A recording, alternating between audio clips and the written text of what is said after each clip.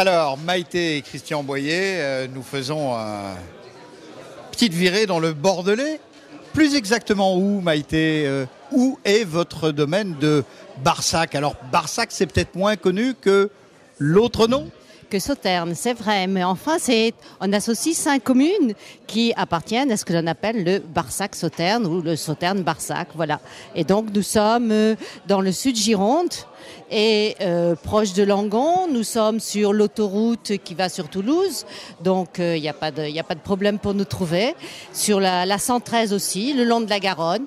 Et nous bénéficions d'un petit affluent de la Garonne qui s'appelle le Ciron et qui nous amène des brumes matinales en septembre, qui nous amène de fameux botrytis, et ce qui fait la particularité du Sauternes. Le botrytisme, alors je crois que votre mari va nous en parler tout à l'heure. Vous nous parlez comme une géographe. Quelles sont les caractéristiques de ce terroir ? Ce sont des terroirs essentiellement calcaires. Sur Barsac, nous sommes sur un plateau calcaire, donc on a un vin un petit peu plus vif et un petit peu plus minéral que les autres communes qui sont, elles, sur des graves. Voilà, sur les graves du Ciron. Et donc on a une petite différence. Voilà. Alors Les spécialistes savent quand même distinguer un Barsac des autres 4 communes qui sont Prégnac, Beaume, Fargues et Sauternes, bien sûr. Les 5 appellations du Sauternes. Alors, Christian, le Sauternes, on va parler un petit peu plus côté vin cette fois. Les cépages du Sauternes, on le rappelle. Alors, le cépage principal, c'est le sémillon. D'ailleurs, certains Sauternes sont faits à 100% par sémillon. Mais il est très intéressant en fait d'assembler 3 cépages. Le fameux sémillon, le sauvignon, qui peut avoir jusqu'à 20-30% dans l'assemblage, et puis la pointe de muscadelle, qui est le dernier cépage qui permet d'amener le fruit et la fraîcheur. La pointe, quelques pourcents ou plus ? Très peu. Bon, disons qu'on va jusqu'à 8% dans certains Sauternes, mais en gros c'est entre 1 et 5%.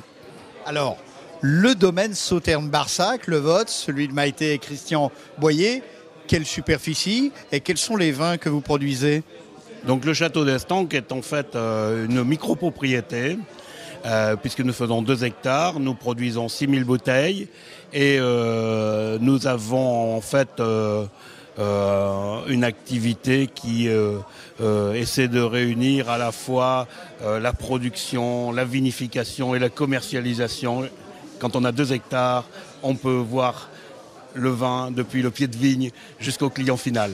Alors vous êtes parmi les producteurs français, ceux que l'on aime, qu'on adore plus particulièrement, ceux qui font tout de A à Z, avec bonheur, avec malice aussi parfois, et puis pour des choses exceptionnelles. Oui, tout à fait. Et je crois que, quelquefois je dis qu'en fait je pourrais reconnaître chacun de mes pieds de vigne par leur prénom, quoi. Alors, comment définit-on ce Sauterne ? Maïté nous parlait tout à l'heure du botrytisme. C'est un petit peu la caractéristique qui fait que ce vin devient à la fois,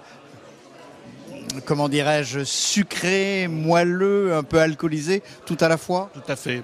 Bon, ce qui est important dans le Sauterne, c'est effectivement cette opération magique qui se produit à l'automne, c'est-à-dire que tout d'un coup, un champignon microscopique, le fameux botrytis, qui arrive et qui en fait extrait l'eau des graines de raisin et amène, une aromatique très particulière qui fait le Sauterne. Mais ce qui est important aujourd'hui dans le Sauterne, c'est justement de parler des arômes. Je crois que le Sauterne a la qualité d'avoir une puissance aromatique phénoménale et les Sauternes peuvent être très différents mais classés par arôme. Par exemple, vous allez avoir des Sauternes qui vont être plutôt agrumes, des Sauternes plutôt exotiques, épicés, fruits et fleurs blanches.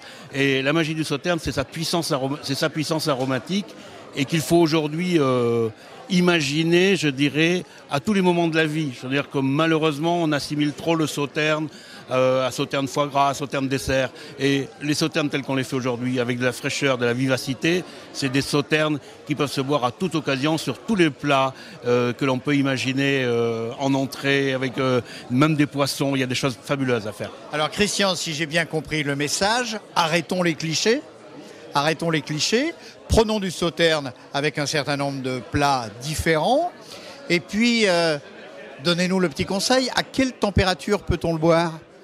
Alors le sauterne, bien sûr, doit être bu frais, mais globalement, il faut surtout pas qu'il soit trop froid, parce que trop froid, et vous allez plus sentir les arômes.